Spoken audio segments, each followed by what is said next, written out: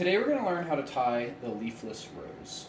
The Leafless Rose is an arms-free chest harness. That is, it does not bind the arms to the body, but instead has a rope just around the chest, and the arms are free in that way. A lot of people like the Leafless Rose because it's a fairly comfortable arms-free chest harness. Oftentimes, the arms-free chest harnesses can feel very breathy, can feel very constricting, whereas the Leafless Rose, because of how many wraps you'll put on the ribs on the chest, with a greater surface area, can sometimes be considered a little bit more comfortable. And with all the weaving that goes into it, it lays a lot more flat on your bottom's body as well. Absolutely. So to begin to tie the Leafless Rose, what you'll do is you'll start by having a lark's head across the back here. So I'll generally find my bite and bring that across the chest, and I'll generally bring my arms over the chest this way and kind of follow the line back like this way, bringing a bite over with me. Once I have the bite here, I'll make my lark's head, and I want this to be about in the center of the back and definitely not super tight. You want this to be snug but with a little bit of give. You don't want to crank this down a lot. Dressing that wrap over the chest, making sure that it lays nice and flat there. From here, what you'll do is you'll continue on with this rope going in the direction that it's currently going on. This is a good time to ask your bottom where they would like the placement of this wrap, because there will be eventually 3 more for a total of 4 sets of lines here. So you want to make sure you get this placement right so you don't go too low in the rib. So Jennifer, where would you like this first line? I generally like my lower wraps pretty high. My floating ribs are pretty sensitive, so I'm even just scooching it a bit higher in the front here. Absolutely, and you can very much dress these wraps where you want them before you go any farther. So I'm going to take this line, I'm just going to continue side here, and you want this to come fairly high, in Jennifer's case, under the breast tissue, and of course get consent and negotiate this, but it can often be helpful to lift the breast tissue to get that kind of more snug up under there. From there, you'll continue across the chest, making this kind of X pattern here, with similar tension, snug but not very tight, over the shoulder wrap and back into the back.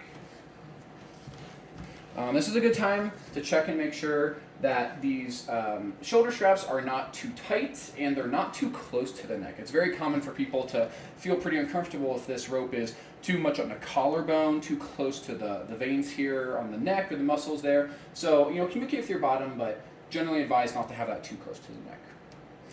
Once we come down back here, we want to make sure our lark's head is still, relatively in the center of our back. And we're going to go across the stem, finger hook that line, and reverse our tension, so now we're going this direction. I'm going to take my line here and follow it under, immediately under touching that line there, making sure it lays nice and flat, making sure the tension is similar, snug but not too tight. We'll come to the front here and just follow this line, going over this line here, back to create another set of shoulder straps here, and to the back here. Again, we want to make sure these shoulder straps are not too tight. Later on, we are going to pull these to the side, and if these shoulder straps are too tight starting off now, when we pull them from the side, it will increase the tension on the chest here, which we do not want. So we want these to be somewhat loose, not falling off the shoulder by any means, but certainly not too tight. Similar thing here, we're going to cross the stem, finger hook this line through here. Then going to reverse our tension and just replicate what we did on the other side. So I'm going to follow this line here under the chest until we get here. Now here is where we're going to start our weaving. And we're going to start our weaving by looking at the previous line here to know if we want this current line to go over or under. So our previous one, this line came under this line here. So for this next one, we want it to start over. Whenever you're weaving, you generally want an alternating pattern, kind of an over-under situation. So in this case, I'm going to start by going over this line and then under this second set here. Now here I want to be careful and not distort this line too much. I don't want to pull it too hard. I don't want to lift this off the body to change the tension too much in the chest here. So you'll know you have your weave correctly when it kind of has that crisscross pattern that looks nice and kind of repeating throughout this. So I'm going to bring this line up over the shoulder, back through this way. Same things apply as well, this not being too tight. Cross our stem, finger hook to bring this down, and from here we are going to do an X friction. So I'm going to take this line, go up top left here, bring this down. At all times you want to make sure that your, sorry, catching the shirt there a little bit, no problem. We want to make sure that our X friction is nice and snug, nice and tight there. We don't want it loose and big. I'll now bring it up to this side, finger hooking that, making it nice and snug, and then here we'll just do a half hitch to kind of lock it off. And at this point, we're done with kind of the first phase of the Leafless Rose. It's very common to have extra rope here. If you do have, let's say 2 feet, 3 feet of rope here, one thing you can do is very loosely fishbone this between these shoulder straps. You want to make sure that this is nice and loose so you don't bring these lines together. You want to make sure that there's, quite a bit of give here. We're just burning rope. And then once you've fishbone enough or you're done with your rope here, what I will often do is split my lines, take one of them under, and then from here you can just do a square knot or something similar. But once I'm done with all my extra rope there, I will then add on a new rope. Theoretically, you could continue going with this rope after you've done your half hitch there, but in my practice, I've seen pretty much everyone start a new rope here. One of the reasons for that is, let's say you just had like a foot of rope here and you want to just continue on the pattern, you would generally end up with a rope add-on somewhere on the side here or even on the front along these ribs. That's a fairly sensitive area. You don't really want kind of a big knot right on the bone there. Yeah, that will not feel good. No, definitely not. And if using this for suspension, it's very common to load this from the back, to pull it away from the back, which again, if you had any of those add-ons on the front, on the ribs, on the chest, would probably not feel good. So instead, what we do is we add on the line in the back here, usually just do a lark's head on this left side, pull my rope through, make that kind of nice and snug and tight, and then we're going to go to my right. Continue on the pattern here, going under the ribs here, maintaining the tension across these ropes. Now notice you are tying on a bit of a curved surface because of just the nature of how the ribs are there. So your lines might have, you might pull them in different strengths, they might have different tensions, but what you want them is to be even, to be flush, to feel even along that curved surface. Now that I come here, I'm going to do my weaving again. So my previous line was over, so this line is going to come under, making sure not to distort this line here too much as I pull my weave through, pull my rope through there. This one we're going to go over, and here we are actually going to turn around and reverse our tension. So I'm going to take this line and come under this rope here, try not to distort that too much. And the reason why we come under is honestly the same principle as a weaving. This previous line was over, so now we're going to come under. And from here is a good opportunity to kind of set your tension of this line that came in here.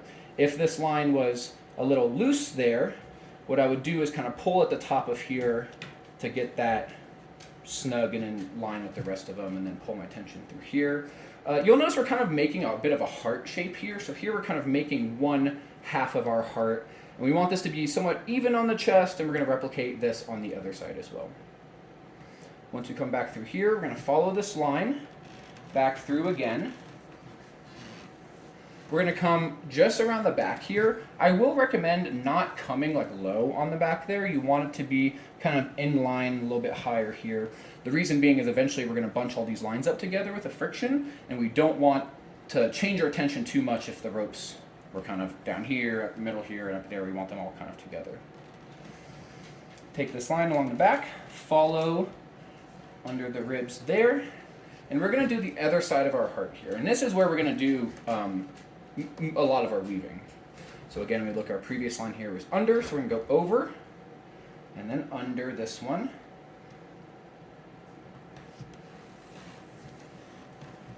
So over, under, over, and then under this one on the top here.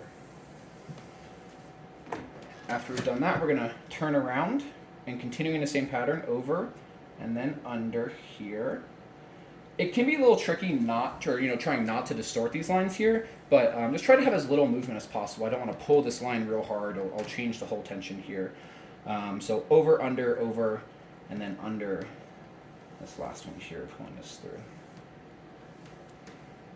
Now that I've made the other side of my heart here, so it's a good time to adjust my tension. Again, if this was loose, if this was too tight, here would be a good chance to adjust it. And trying to make this symmetrical with my other side of my heart there, so it looks even and kind of neat and pretty. It's a very aesthetic tie, and I think this is a good time to take a little bit of focus to make that look nice there. So after I have my tensions here, this is a good time to check my, through bottom. Like, how do the tensions on these wraps feel? They feel good. They seem like they're very even. They're, definitely not that tight. Like, if I expand my rib cage a lot, I do feel that pressure of the wraps on me, but I wouldn't say this is a super tight harness, and I know that it's not supposed to be. Certainly not as tight as you might tie, like, the top of a TK wrap, right? It feels snug. It feels good. I think it feels pretty even. These placements are good with me. So, yeah, overall, so far, so good. Awesome. And with the Leafless Rose, one thing that's important to remember is that this tie will, as we're about to do a friction on the back, this tie will kind of tighten over the course of the tying of it. And so it's important that you don't start off too tight and at the end bring that even tighter. You want this to be just slightly on the looser side as you're tying it. And then in our next step here, we're going to tighten it all together. Exactly. So we're going to take this rope and return back this way. And you'll notice we have 8 individual lines, 4 sets of wraps here. It's quite a lot, but it does help spread the surface area and make this a little bit more comfortable under lid. So here, what I'm going to do is come up and go behind the stem. And so one thing we're going to do here before we do our final friction and tie it all together is create what are often called pullaways. And they're very useful for people who do not like those lines close to their neck, who do not want that feeling like on their collarbone or close to their jugular or anything like that. So we're going to come behind the stem here, continue under the armpit, and up and to the front here. Now what we're going to do is we're going to weave this rope to create pullaways on this line here. Now if you wanted to move this quite over to the side, what I would advise you to do is to kind of dress these wraps over to the side a little bit with your finger. What you don't want to do is weave your rope and try to crank that rope to pull it down. What it will do is just increase the tension on your last line here.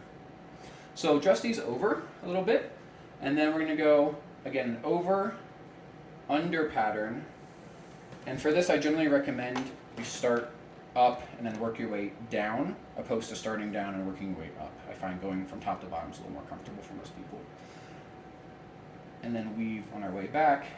Again, try not to distort these lines too much if you can. And good opportunity to be careful with pulling your running ends. If you pull this line, you don't quite handle your running ends, it's very common to come up and slap your bottom in the face. If that's what you're going for, that's great. Just make sure it's intentional. And from here is a good opportunity to adjust my tension to see if I want to pull this away more, if I want to dress it. And a good time checking with your bottom. Like, does that feel like a good placement for you? Do you want it higher, lower? No, that feels good to me. It's like below my collarbone, plenty, without getting like too much into more of my like chest tissue. So yeah, that feels good. Perfect. And one thing to keep in mind is on these wraps here, what you don't want is for them to rainbow. And by rainbow, I mean when they look like one has like an inside track and one has an outside track. If you do that, these ropes are traveling different lengths, and the ends of your rope will get real uneven if you have a bunch of rainbows. So instead, I recommend you do a bit of a twist and have them kind of follow the same path in a way, like so.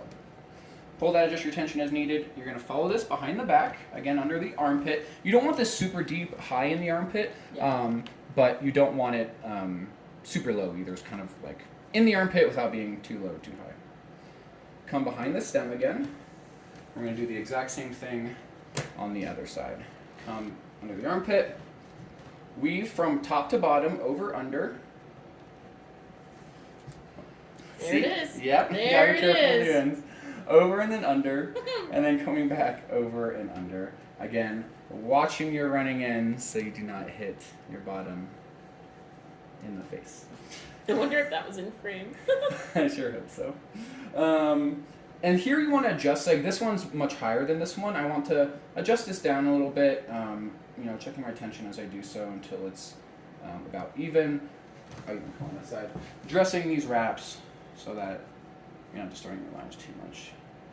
What you want to make sure is that these lines here, your shoulder straps, are flat. If you were to pull these too tight and they get kind of distorted like that, that's generally going to make these load unevenly and not feel very comfortable. And you'll end up with more of a pressure point here than you want there to be. Absolutely. So you want to make sure that's nice and flat. You don't have a rainbow in your curve there, and both your tension and kind of your placement of your pull away is consistent across this one. How does this feel right now? Yeah, I think this might be this pull away line slightly looser than this Slightly one, but looser, just okay. a little. Okay, so I'll just tighten it up again, pulling at the top here, not pulling my running ends, but pulling at the top of this, and then pulling that slack out from the running ends. Yeah. I feel better? Yep. Awesome, thank you. Following this line back, I'm going to come here and come behind the stem, and now we're going to finish off this tie with a new friction that we're learning, an L friction. To do an L friction, I'm going to hide these real quick. I'm going to take my line, go behind the stem, reverse my tension, and gather all of these lines here. Once I've gathered all of them, I'm going to finger hook and bring that line down behind all of them. Once they're all gathered up like that, I'm going to reverse my tension essentially, going back up and then behind the stem. And that is one L friction there that we've done on one side, and now we're going to replicate it on the other side.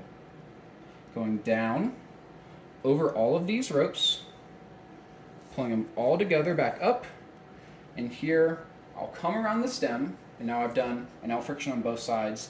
And here I'll often just do a half hitch. You can do that just on the stem here. You could do it on the wraps, though I'd be careful not adding something too much bulkier. There's already a decent amount of bulk there. But just tying it off in a way that feels secure. And now you know how to tie a leafless rose.